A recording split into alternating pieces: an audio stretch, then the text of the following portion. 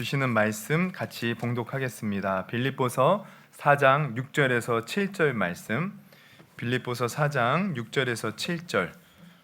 우리 한 목소리로 우리 봉독하겠습니다.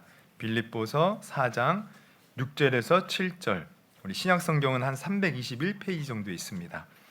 우리 같이 한 목소리로 우리 봉독하겠습니다. 시작. 아무것도 염려하지 말고 오직 모든 일에 기도와 간구로 너희 구할 것을 감사함으로 하나님께 아뢰라. 그리하면 모든 지각에 뛰어난 하나님의 평강이 그리스도 예수 안에서 너희 마음과 생각을 지키시리라. 지고 은혜 주실 줄 믿습니다. 우리 오늘 본문 빌립보서 4장 6절에서 7절을 우리가 읽었는데요. 제목은 너희 마음과 생각을 지키시리라라는 제목으로 좀 은혜를 나누려고 합니다. 오늘 본문을 보면 사도 바울이 이제 빌립보 성도들에게 먼저 하는 말이 아무것도 염려하지 말래요. 여러분, 우리 아무것도 염려하지 않기를 주님의 이름으로 축원합니다. 그런데 또 우리가 세상을 살다 보면 이 염려가 무조건 나쁜 것은 아니에요. 사실 우리가 염려하는 거 필요합니다. 근데 쓸데없는 염려 말고 정말 중요한 염려들 하는 거는 사실 필요해요.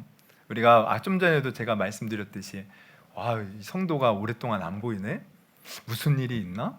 걱정해주고 염려하는 것, 이거 너무나도 중요한 거죠. 또 주의 일들을 생각하면서 염려하는 것, 나라를 걱정하면서 염려하는 것, 이거 다 필요한 것입니다.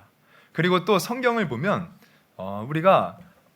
우리 성도는요 항상 뭘 또 염려해야 되냐면 내가 하나님과 바른 관계를 맺고 있는가, 내가 지금 신앙생활을 잘하는가, 이것도 사실 돌아보면서 우리가 염려 좀 해야 됩니다. 우리는 그냥 교회만 왔다 갔다 하는 게 아니에요. 교회 와서 예배드렸다고 끝이 아닙니다. 항상 살아계신 하나님과 내가 어떤 관계를 맺고 그 하나님 안에서 내가 제대로 살고 있는가, 이거를 염려할 줄 알아야 돼요. 그래서 사도 바울도 고린도 후서에 보면 이런 말을 한 것을 보게 돼요. 우리 고린도서 7장 10절을 보면 있습니까? 우리 같이 한번 읽어봅니다. 시작. 하나님의 뜻대로 하는 근심은 후회할 것이 없는 구원에 이르게 하는 회개를 이루는 것이요 세상 근심은 사망을 이루는 것이라. 그러니까 세상 근심은 그쳐야 되지만 우리 하나님 안에서 내 영혼을 향한 근심, 교회를 향한 염려, 다른 성도들을 향한 이러한 염려들은 우리를 구원에 이르게 하고 축복에 이르게 하는 복된 염려라는 거예요. 그래서 그냥 염려하지 마, 그러니까 아무것도 염려 안 해, 그래 나 염려 안 해, 이게 아니고 우리가 정말 주님 안에서 해야 할 염려는 해야 돼요. 그러면 오늘 본문에서 사도 바울이 염려하지 말라라는 것은 무엇을 염려하지 말라는 것일까요? 우리 빌립보서의 배경을 통해서 우리가 생각해 본다면, 여러분 빌립보서는요 이 옥중서신 4개의 옥중서신이 있는데 신약에는 그 중에 하나예요. 옥중서신이 뭡니까? 감옥 옥을 말해요. 중이라는 것은 그 속에 있다는 거죠. 그러니까 사도 바울이 옥에 갇혔을 때 쓴 편지라는 거예요. 그렇다면 이것은 무엇을 말해요? 사도 바울이 지금 갇혀 있는 거예요. 이게 사실 염려거리가 될 수 있죠. 그리고 당시 시대의 배경을 보면 유대인들의 박해뿐만 아니라 이제 계속되는 로마의 박해도 시작되기 시작하는 거예요. 그렇다면 성도들의 입장에서 보면 자기가 따르던 영적 지도자가 갇혀 있고 박해, 세상의 박해, 핍박은 계속되고 있고 우리가 어떻게 될까? 내가 이 믿음을 지킬 때 내가 앞으로 어떻게 될까? 이 미래에 대한 염려가 찾아온다는 겁니다. 그런데 사도 바울은 그런 염려가 찾아올 때 염려하지 말라는 거예요. 염려하지 말라. 여러분, 사실 우리도 세상을 살다 보면 이렇게 미래에 대해서 내 상황 속에서 염려하는 것들 많이 찾아옵니다. 내가 앞으로 어떻게 될 것인가? 우리 자녀들은 어떻게 될 것인가? 내가 하는 이 일들은 잘 될 것인가? 또 우리 교회도 보면요, 우리 교회에 참 많은 걱정거리들이 있어요. 다음 세대들이 교회에 없다는 거예요. 세상이 계속해서 우리를 지탄하고 성도들이 줄어들고 있다는 거예요. 앞으로 교회는 어떻게 될 것인가? 어떤 학자는 2050년이 되면 계속 이 추세로면 교회가 대한민국에서 사라질 것이다 라고 말하는 사람들도 있어요. 이런 염려들. 그러나 오늘 사도 바울은 그것을 염려하지 말라는 거예요. 염려하지 말라. 여러분, 우리도 염려하지 않기를 주님의 이름으로 축원합니다. 또 뿐만 아니라 이 빌립보서의 성도들을 보면 이제 여러 가지 일로 서로 좀 다툼도 있어요. 그럼 왜 다투는가 보면 자기가 더 많은 것을 누리고 더 높아지려고. 그러니까 우리도 이거 염려하면 안 돼요. 세상을 살면서 우리는 가만히 보면 뭔가 이게 하나를 가지면 둘을 갖고 싶어요. 내가 25평에 살면 30평에 살고 싶어요.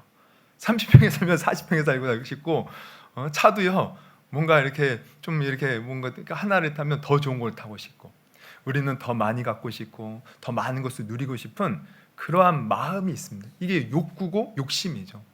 근데 이런 것에 빠져버리면 나도 모르게 어느새 염려 가운데 빠지는 거예요. 사도 바울은 이거 염려하지 말라는 거죠. 어떤 가난한 성도가 있었어요. 그래서 너무 가난해서 헌금조차 제대로 내지 못해 늘 눈물로써 하나님 나 부자가 되게 해주세요 기도했어요. 그런데 어느 날 자기 아버지가 물려준 저 산속에 있는 땅이요 재개발이 들어가면서 이 사람이 졸지에 하루아침에 부자가 된 거예요. 그랬더니 그때부터 지금까지 걱정하지 않은 염려가 찾아옵니다. 어떻게 하면 이 돈을 더 굴려서 더 많은 돈을 벌까? 그 생각에 빠지면서 식구들과는 싸움 속에서 점점 멀어지고, 교회에도 더욱더 교회에 가는 것도 점점 줄어들고, 그리고 과거에는 그렇게 생각지도 못한 여러 가지 걱정과 근심 속에서 잠도 제대로 자지 못하고 불면증에 걸리고 만 거예요. 여러분, 우리는 세상의 것을 더 많이 누리려는 마음들이 있는데 희한하게도 그러면 그럴수록 우리에게는 염려거리가 더 많이 찾아온다는 겁니다. 그래서 옛날에도 그러잖아요. 부자들은요 문 꼭꼭 걸어 잠그고 혹시나 도둑이 내 재산을 훔쳐갈까 무서워서 잠 못 자지만, 가난한 사람은 대문 활짝 열어놓고 대자로 잔다는 거야. 대자로. 여러분, 우리는 세상의 것을 많이 가지면 좋을 것 같지만 그렇지 않아요. 그래서 성경은 세상을 사랑하지 말라는 거예요. 오직 너희는 그의 나라와 그 의를 구하라. 그러면 이 땅에 필요한 모든 것도 하나님이 알아서 채워주신다는 거죠. 그러니까 사도 바울이 말하는 염려, 이렇게 미래에 대한 염려, 세상에 더 많은 것을 가지려는 염려, 그러한 어떤 세상과 관련된 염려를 오늘 하지 말라는 거예요. 말라는 거. 그러면 이 말라고 말하는 이유는 뭡니까? 필립보 교회 성도들이 주님을 믿는다고 하면서도 그 염려에 빠져 있으니까 염려하지 말라는 것이죠. 여러분, 하나님이 오늘 우리 가운데 계심을 믿으십니까? 그러면 하나님은 우리를 보면서 염려하지 말라고 하실까요? 안 하실까요? 그리고 만약 우리가 지금 염려하고 있다면 주님도 동일하게 우리에게 말씀하실 거예요. 염려하지 말라. 할렐루야. 여러분, 세상의 어떤 염려, 미래에 대한 염려, 내 처지에 대한 염려, 오늘 다 주님께 맡겨버릴 수 있기를 주님의 이름으로 축원합니다. 그러면 우리는 염려하지 말고 우리 믿음의 성도들은 어떻게 해야 됩니까? 오늘 사도 바울이 거기에 대해서 얘기를 하죠. 6절을 계속해서 보면 아무것도 염려하지 말고 뭐를 하래요? 같이 한번 읽어봅니다. 오직, 시작. 오직 기도와 할렐루야. 기도와 간구, 이건 이제 같은 의미의 단어를 좀 이렇게 반복해서 표현하는 거예요. 그러니까 결국 기도하고 간구하라는 것은 하나님을 찾으라는 거죠. 여러분, 염려하지 마시고 하나님을 찾을 수 있기를 주님의 이름으로 축원합니다. 왜요? 우리 하나님이 이 세상을 만드셨고요, 우리 인간을 만드셨어요. 뿐만 아니라 우리 지금 이 자리에 있는 우리 성도들, 세상의 수많은 사람들 중에 하나님이 특별히 만세전부터 택하여 하나님의 자녀로 삼아주시고 지금도 우리를 사랑으로 돌보아 주신 줄 믿습니다. 그래서 그 하나님이 우리와 함께 하시는데 그 하나님 바라보면서 염려하지 말라는 거죠. 근데 여기서 중요한 것은 감사예요. 감사. 우리가 하나님을 찾을 때 감사함으로 찾으라는 거죠. 여러분, 우리가 하나님을 찾을 때 어떤 사람은 불만불평하면서 찾기도 해요. 신세한탄하면서 찾기도 해요. 그리고 찾기는 찾지만 여전히 내 염려 속에서 어떻게 하지 한숨 쉬며 찾는 거예요. 그러나 오늘 사도 바울은 감사함으로 찾으라는 거예요. 여러분, 감사할 수 있기를 주님의 이름으로 축원합니다. 이 감사는요 우리 신앙에 너무 중요합니다. 사도 바울은 골로새서 4장 2절에 이렇게 말하기도 했어요. 같이 한번 읽어봅니다. 시작. 기도를 계속하고 기도에 감사함으로 깨어있어라.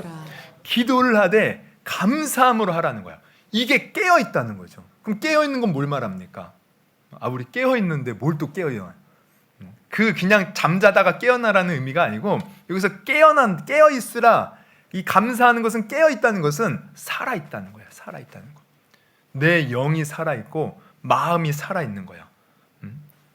그렇다면 이것을 거꾸로 말하면 우리가 감사하지 못하면요, 지금 내 마음이 죽어 있는 겁니다. 잠들어 있어요. 내 영혼이 죽어 있어요. 우리의 몸과 마음과 영혼이 병들어 있다는 거예요. 그러나 우리가 어떤 상황 속에서도 감사할 수 있다면 우리는 나를 죽이고 잠들게 하고 병들게 만드는 그 염려에서 벗어나 하나님이 주시는 은혜와 생명을 우리는 누리는 정말 살아있는 성도가 될 수 있다라는 것입니다. 그래서 감사해야 돼요.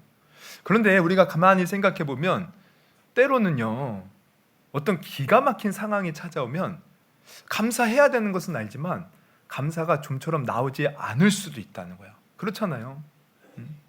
정말 어떤 성도는 저한테 정말 그런 성도가 있었어요.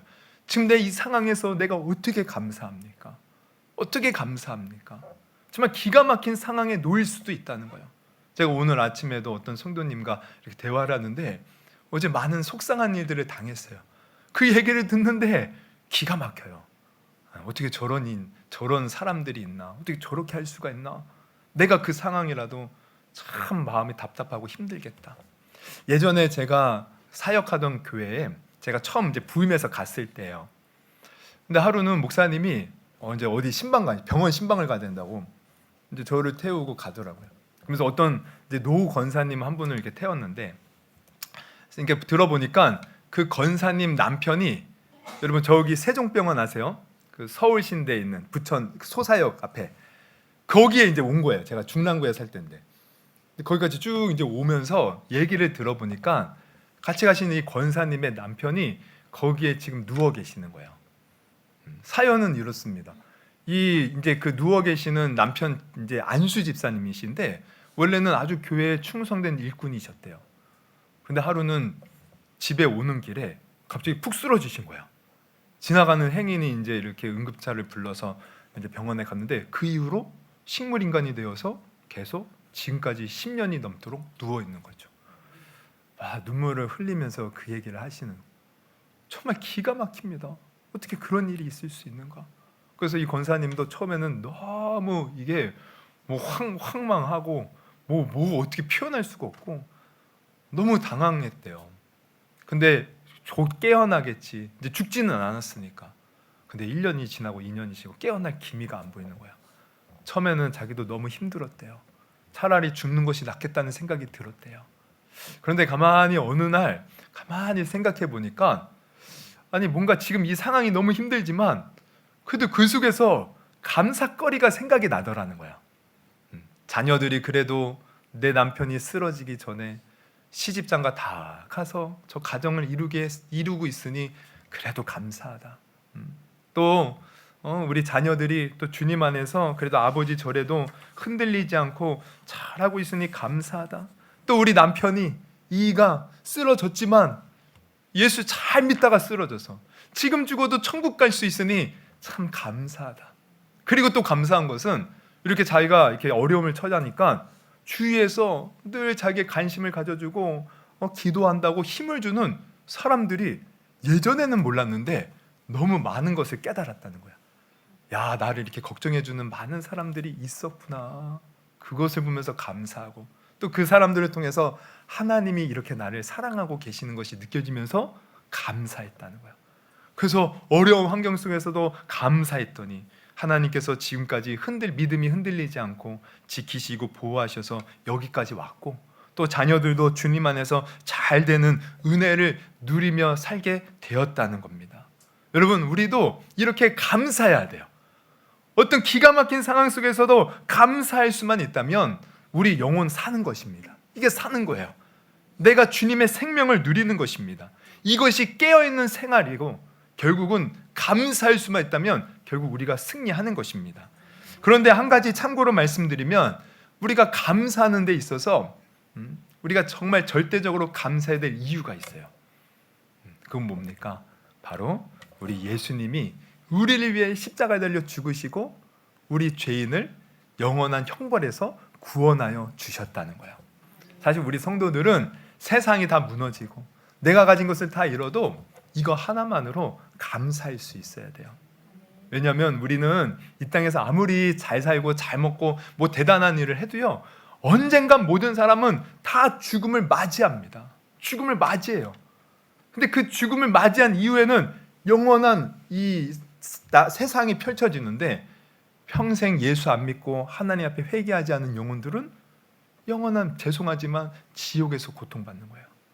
그러나 우리 예수 믿고 비록 이 땅에서 거지처럼 살아도요, 예수 믿은 사람은 저 영원한 천국에서 왕 같은 존재로 하나님 안에서 영원한 복을 누리며 살게 되는 것이에요. 그러니 이거 하나만으로 우리는 늘 감사하며 살아야 된다는 거죠. 그래서 우리가 이 구원의 은혜를 기억하는 것이 내가 언제든지 감사할 수 있는 힘이 됩니다. 나 구원 받았어. 주님의 은혜로 구원 받았어. 여러분, 에베소서 6장에 보면 사도 바울이 성도들에게 하나님의 전신갑주를 입으라 그래요. 근데 그 전신갑주를 쭉 보면 이 구원, 이 투구를 생각할 때 구원의 투구라는 말을 해요. 여러분, 투구는 뭡니까? 오늘날로 말하면 헬멧이죠. 헬멧, 하이바. 근데 이 헬멧이 중요한 것은, 여러분, 자전거를 탈 때 꼭 헬멧 쓰라고 하더라고요. 왜냐면 이 자전거를 타다가 우리가 넘어지면 자칫하면 머리를 땅에 부딪히는데 살짝만 부딪혀도요, 아주 치명적이래요. 목숨을 잃을 수 있대요. 그래서 꼭 헬멧을 쓰라 그래요. 그래서 오토바이는 헬멧 쓰는 것이 아예 법으로 정해져 있죠. 아주 안 쓰면 법칙금을 내죠. 그래서 헬멧은 중요합니다. 여러분, 군인들에게 있어서도 가장 중요한 것이 헬멧이에요. 저도 군대에 있을 때 뭔가 작업하다가 꽃갱이가 머리를 찍었는데 당연히 다행히 헬멧을 쓰고 있어서 살아있어요. 전 그때 깨달았어요. 헬멧이 이렇게 단단하구나, 튼튼하구나. 근데 제가 예전에 그 라이언 일병 구하기인가 영화를 제가 군대에서 이제 갔는데 그걸 보여주더라고요.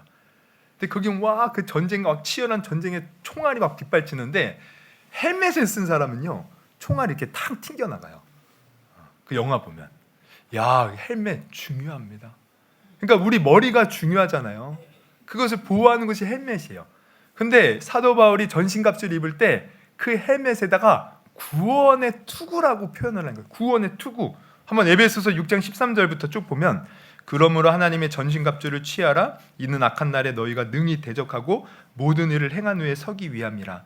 그런즉 서서 진리로 너희 허리띠를 띠고 위에 호신경을 붙이고 평안의 복음이 준비한 것으로 신을 신고 모든 것 위에 믿음의 방패를 가지고 이로써 능히 악한 자의 모든 불화살을 소멸하고, 우리 17절 같이 한번 읽어봅니다. 구원의 투구와 성령의 검 곧 하나님의 말씀을 가지라.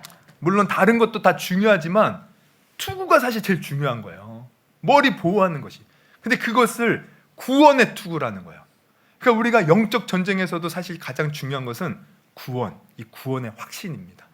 예수님이 나를 위해서 구원하셨고 나를 위해서 십자가 달려주시고 나 같은 죄인을 구원했어. 이 구원의 확신과 구원의 감격을 가진 사람은요, 아무리 어려운 일을 당하고 문제를 만나고 지금 상황이 기가 막힌 상황에 놓일지라도 주님이 나를 구원했어. 주님이 나를 사랑하셔. 예수님이 나를 위해 십자가 달려 죽으시고 피 흘려 죽으셨어. 그 은혜를 기억하며 감사할 수 있고 기뻐할 수 있다는 거예요. 그래서 우리는 늘 감사가 안 되거든 십자가를 바라보십시오. 그 십자가는 하나님이 살아있다는 증거이고요, 나를 사랑한다는 증거예요. 하나님이 나를 사랑하셔서 예수님 십자가 달려 죽게 하신 거예요. 그래서 사도 바울도 보면, 사도 바울이 평생에, 우리가 성경을 보면 이 사도 바울이 신약의 거의 절반을 이제 기록을 했거든요. 정말 우리가 보면 참 대단한 사람이죠. 근데 그의 삶을 보면요, 고난이 끝도 없이 닥쳐왔습니다.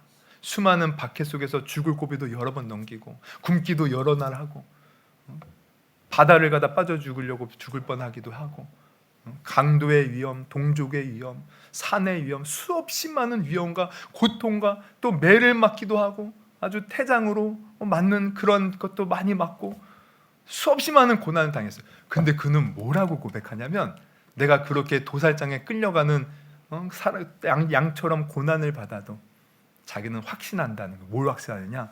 예수 그리스도가 나를 사랑함을 확신한다는 거예요.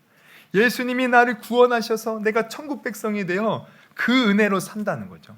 그래서 디모데에게 보낸 서신 디모데전서를 보면은 사도 바울이 이런 고백을 해요. 1장에 보면 12절부터 나를 능하게 하신 그리스도 예수 우리 주께 내가 감사함은 나를 충성되게 여겨 내게 직분을 맡기심이니 내가 전에는 비방자요 박해자요 폭행자였으나 여러분 사도 바울은 우리가 사도행전 7장 8장을 보면 사울이라는 이름으로 아주 교회를 박해하던 사람이었어요. 근데 그가 다메섹에서 예수님을 만나죠. 그러니까 사실 우리가 보면 그는 과거가 좋지 않아요.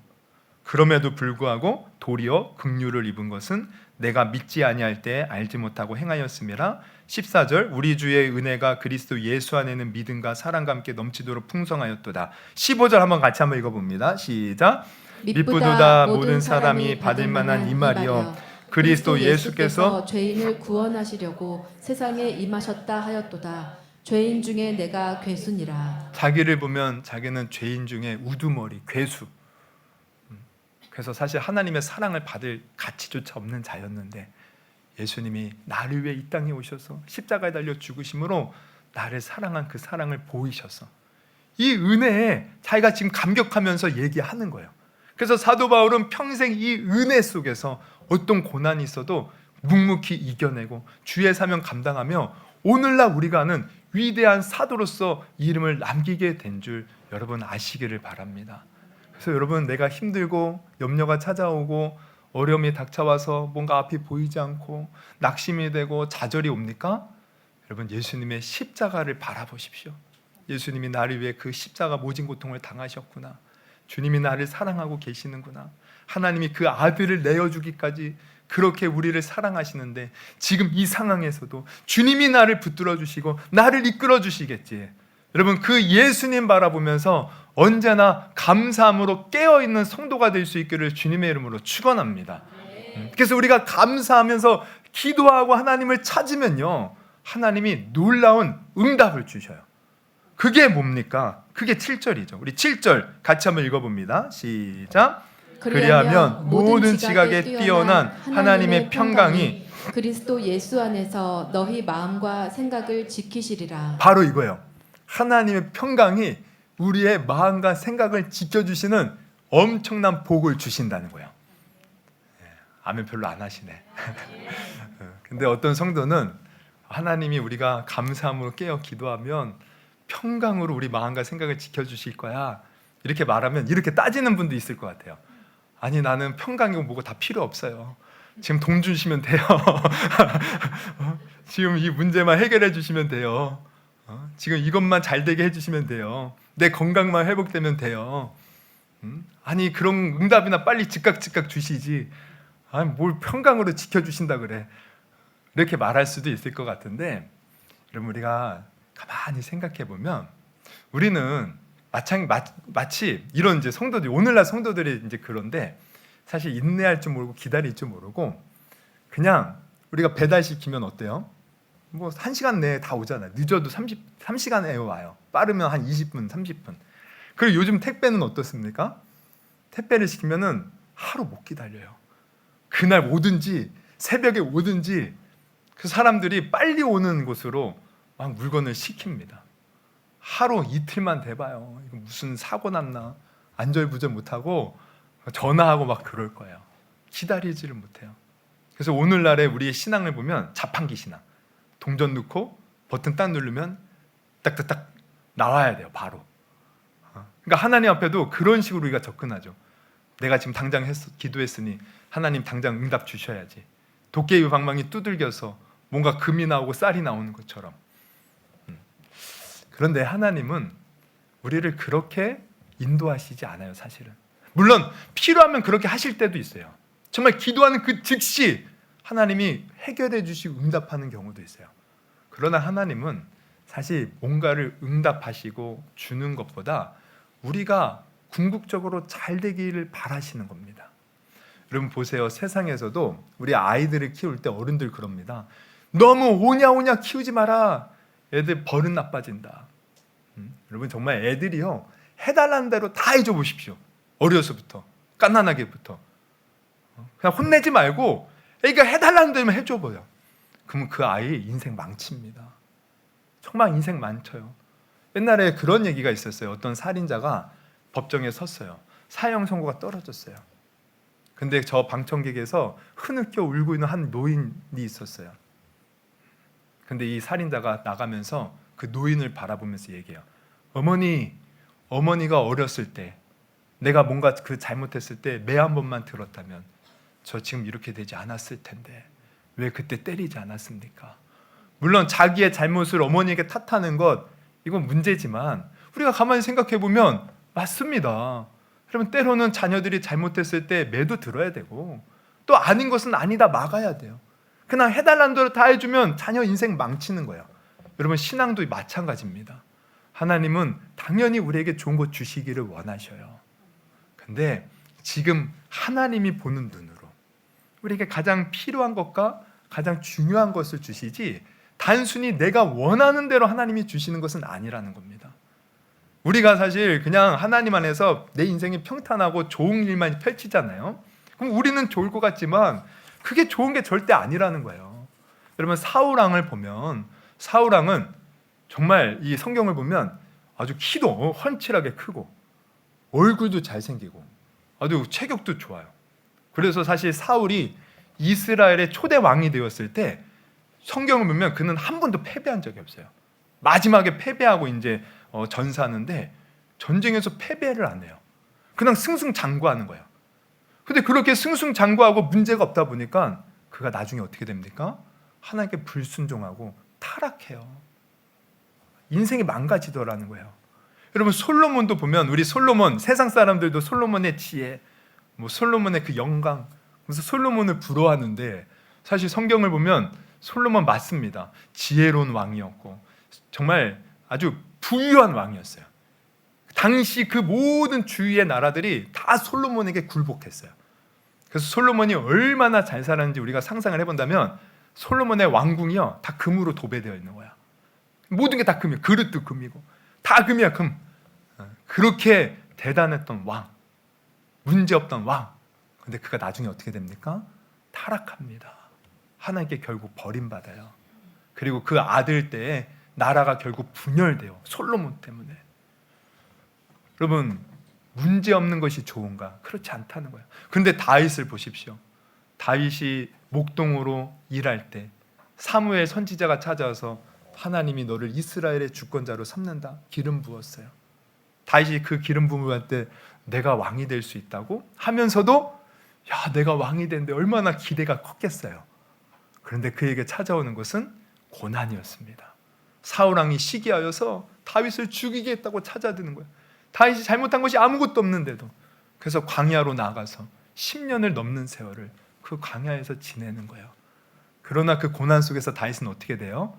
더 하나님을 깨닫게 되고 더 하나님을 사랑하게 되고 하나님 안에서 그의 믿음이 더욱더 견고해지고 그의 인품이 닦아지고 그의 모난 부분이 다 깎여지면서 위대한 이스라엘의 왕이 되었다는 거야. 그래서 지금도 이스라엘의 국기에 이 별 모양이 있죠. 이게 누구의 별입니까? 다윗의 별이에요. 다윗의 별. 여러분 하나님은 우리에게 좋은 것 주시기를 원하셔요. 할렐루야, 할렐루야. 근데 이 좋은 것을 우리가 누리려면 인내가 필요합니다. 지금 내가 어려움이 있고 아픔이 있고 상처가 있고 문제가 있어도 하나님을 바라보면서 내가 자로나 흔들리지 않고 나를 사랑하시는 하나님 붙들고 끝까지 하나님이 내게 좋은 거 주실 때까지 참고 나갈 수 있는 인내가 필요하고 기다림이 필요하고 그 믿음이 필요한데 내가 흔들리지 않고 믿음을 가지고 나갈 수 있는 비결이 뭔지 아세요? 바로 하나님이 주시는 평강인 거예요. 평강. 내가 지금 당장 감옥에서 죽을 것 같은 고비 속에서도요 평강을 누리면 그 속에서 흔들리지 않고 주님 바라보면 거기서도 구원받는 거예요. 그러니까 우리 사도 베드로 봐요. 옥에 갇혔는데 자빠져 잠을 잡니다. 다음날 앞에 야고보가 순교당해서 죽었어요. 지금 헤로당이 자기도 죽이겠다고 가둬놨어요. 날이 새면 죽을 수도 있어요. 근데도 하나님의 평강이 임하니까 거기서 잠을 잘 수 있는 거야. 할렐루야. 그랬더니 하나님이 천사를 보내서 감옥에서 건져내 주시잖아요. 사도 바울도 마찬가지죠. 신라와 함께 빌립보 감옥에 갇혔어요. 매를 맞고 지하 깊은 곳에 착고에 채워져서 앞으로 어떻게 될까? 근데 그 속에서 사도 바울과 빌라가 뭘 합니까? 하나님께 기도하면서 찬송을 하더라는 거예요. 찬송은 이게 감사입니다. 감사. 그랬더니 하나님이 옥토가 흔들리게 만들고 옥문을 열어주고 착고가 풀어지는 놀라운 기적의 역사를 보여주셨어요. 여러분, 우리도 주님 안에서 어떤 상황에 있을지라도 평강을 누리면 그 하나님이 함께 하시고 역사하심을 경험하는 축복의 주인공이 될 수 있다는 거예요. 그래서 사실 이 평강이 최고의 복이라는 거죠. 복이라는 거예요. 우리가 어떤 상황이든 감사함으로 하나님께 나아가면 모든 지각에 뛰어난 하나님의 평강이, 모든 지각에 뛰어나다는 것은 이 세상을 초월하여 우리 인간적으로는 도저히 상상할 수 없는 그 엄청난 평강이 우리의 생각과 마음을 지켜주신다는 것인데, 정말 이것이야말로 최고의 하나님의 응답인 줄 여러분 오늘 분명히 깨닫기를 주님의 이름으로 축원합니다. 내가 어떤 상황 속에서도 이 마음과 생각을 하나님이 주시는 평강으로 지킬 수만 있다면, 우리 옛 속담에도 그 말이 있잖아요. 호랑이에게 잡혀가도, 호랑이 굴에 들어가도 뭐 어떻게 하면 살아요? 정신만 바짝 차리면, 내 마음만 지키면 우리 사는 거예요. 그래서 여러분, 이 마음을 주님이 주시는 평강으로 지킬 수만 있다면 여러분, 우리 끝내 승리하는 겁니다. 그래서 잠언에도 마음과 관련하여 이런 말씀이 있어요. 우리 잠언 4장 23절 같이 한번 읽어봅니다. 시작. 모든 지킬 만한 것 중에 더욱 내 마음을 지키라. 생명의 근원이 이에서 남이니라. 생명의 근원이 이 마음에서 나온다는 거죠. 즉 우리 마음먹기에 달렸어요. 사실 아무리 고난과 환난이 가득한 삶을 살아도 그 속에서 우리 마음이 늘 하나님을 향하고 있고 하나님을 신뢰하면 그 사람은 하나님 안에서 사는 것이고 복을 누리는 거예요. 그러나 반대로 우리가 사소한 문제를 만나, 사소해요 누가 봐도, 근데 내 마음은 거기에 무너져가지고 이거 어떻게 하지? 그래서 걱정에 빠지고 절망에 빠져버리면 그냥 우리 그 문제에 파묻혀버리고 마는 것입니다. 그래서 우리 마음을 지키는 것이 중요하다. 잠언에 또 이런 말씀이 있어요. 잠언 25장 28절 같이 한번 읽어봅니다. 시작. 자기의 마음을 제어하지 아니하는 자는 성읍이 무너지고 성벽이 없는 것과 같으니라. 주님이 주시는 평강이 없어서 안절부절 못하고 내 마음이 요동치고 절망하고 좌절하면 여러분 우리 다 망하고 만 거예요. 그러므로 하나님이 주시는 이 평강, 우리가 무슨 문제를 만나도 감사함으로 기도하며 하나님을 찾으면 하나님이 가장 최고의 복, 평강의 복을 우리에게 주시는 줄 여러분 오늘 분명히 깨닫기를 주님의 이름으로 축원합니다. 여러분 이 한 가지만 얘기하고 마칠게요. 제가 또 전에 있던 교회에 있었던 일을 얘기하게 됐는데 공교롭게도 양해하시고 들어주십시오. 제가 한 2년 전에 이제 그 전에 있던 교회 한 권사님이 이제 설암 아세요? 설암? 혀암 수술을 했다는 이제 소식을 들었어요. 그래서 이제 제가 이제 그분하고 이제 각별한 사이기에 제가 전화를 이제 그 소식을 다른 사람에게 들었거든요. 전화를 했죠. 그때 전화를 안 받으셔요. 돌리는 거예요. 그래서 문자를 보내주세요 이렇게 왔어요. 그래서 이제 문자를 보냈죠.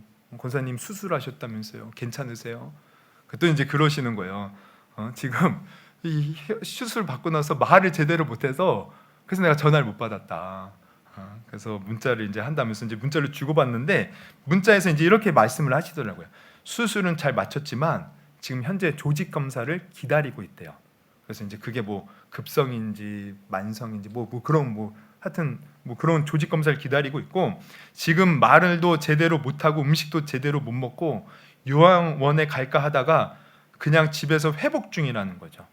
나이가 제가 알기로는 60이 좀 안 되신 걸로 알고 있어요. 아직 젊죠. 그러면서 이제 얘기하는 거예요. 앞으로 발음을 제대로 할 수 있을지. 그러면서 자기가 제일 걱정하는 것은 자기가 성가대인데 발음이 안 돼서 성가대를 쓸 수 있을지 없을지 이게 제일 걱정이래요. 그러면서 목사님 저 꼭 회복되어서 성가대 쓸 수 있도록 기도해 주세요. 이제 이렇게 말씀을 하시더라고요. 근데 뭐 성가대뿐만 아니라 사실 이게 암이 두 번째 수술이거든요. 전에는 여기 옆에 무슨 침샘인가 뭔가에 또 수술을 했었고, 그러니까 사실 계속 암이 발생하니 두려울 수도 있겠죠. 그래서 기도를 해달라는 거예요. 잘 회복될 수 있도록. 제가 마음이 너무 아파서 이제 기도 시간에 그분을 생각하면서 기도를 해요. 근데 기도를 하는데 희한한 겁니다. 제가 이제 기도를 하면 때로는 하나님이 어떤 성도의 이렇게 영적 상태를 보여주는데 이분은 너무 평안한 거예요. 그냥 평안한 거예요. 그러면서 이러한 말씀을 주셔요. 신명기 33장 29절에 보면 이스라엘이여, 여러분 성경에 보면 이 행복이라는 단어가 나와요. 근데 여기에 나오죠. 이스라엘이여 너는 행복한 사람이로다. 여호와의 구원을 너같이 얻은 백성이 누구냐. 그는 너를 돕는 방패시요 내 영광의 칼이시로다. 내 대적이 내게 복종하리니 네가 그들의 높은 곳을 밟으리로다. 이 신명기 33장 29절의 말씀을 생각나게 하시는 거예요. 그래서 희한하다. 그래서 기도를 하고 이제 그분에게 문자를 했죠. 권사님 위해서 기도하는데 뭐 걱정할 게 없네요. 이 말씀을 하나님이 주셔요. 그래서 말씀을 이제 보내드렸죠. 그랬더니 그 집사님이 답장이 이렇게 왔어요. 맞아요. 저는 하나님의 사랑을 정말 많이 받고 있는 행복한 사람임을 요즘에 너무 많이 느끼고 있어요. 다른 사람이 볼 때는 제가 암 수술을 받은 불쌍한 사람처럼 보일지 모르지만 저는 하나님의 사랑 안에서 솔직히 감사가 나오고 있습니다. 와, 그 문자를 봤는데 제가 감동을 받는 거예요. 정말 이분이 믿음 안에서 하나님 안에서 감사하고 있구나. 지금 상황 속에서 나 같으면 감사 못 나올 것 같아요. 암을 2번 수술 받았는데 지금 또 회복될지 안 될지도 모르고 조직 검사가 어떻게 나올지도 모르는 판에 어떻게 감사하고 어떻게 하나님 앞에 기뻐할 수 있을까? 근데 그분은 감사하는 거예요. 제가 얼마나 감동받았는지 몰라요. 여러분, 우리도 어떤 상황 속에서도 하나님 안에서 감사할 수 있는 저와 여러분이 되기를 주님의 이름으로 축원합니다. 그랬더니 결국 제가 올해 4월에 아시는 분은 아시겠지만 부활절 앞두고 고난주간에 그 교회에 가서 제가 말씀 한번 전하고 왔거든요. 갔더니 막 성도들이 막 반겨 맞아주시는데 이분도 거기 틈에서 저를 반겨 맞아주시는 거예요. 말도 너무 잘하시는 거예요. 할렐루야, 다 회복됐대요. 문제 없대요.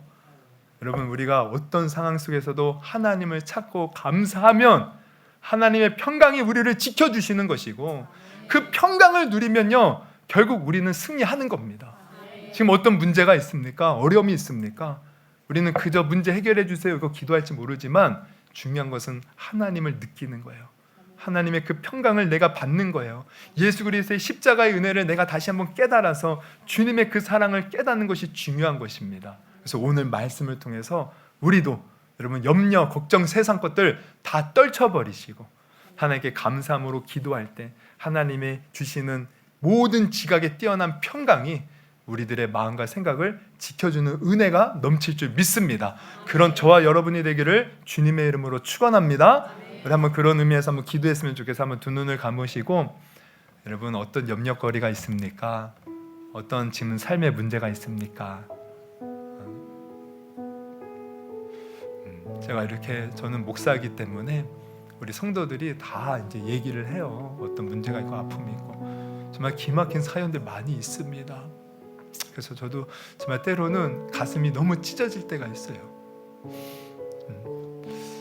그래서 하나님 앞에 기도하지만 기도할 때마다 하나님이 주시는 감동은 그 성도들 위해서 너가 기도할 때 단순히 그 문제 해결되기만은 물론 그것도 기도하지만 그 성도의 마음이 하나님의 평강이 임하여 그들이 흔들리지 않고 끝까지 하나님을 붙들고 의지할 수 있도록 너는 기도해라. 항상 이 마음 주셔요. 여러분 우리가 어떤 상황 속에서도 여러분 우리 감사할 수 있기를 주님의 이름으로 축원합니다.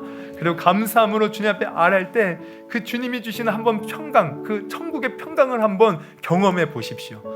내가 문제가 있고 막 죽을 것 같아도요 평강이 임하면 그곳에서 나는 천국을 누립니다.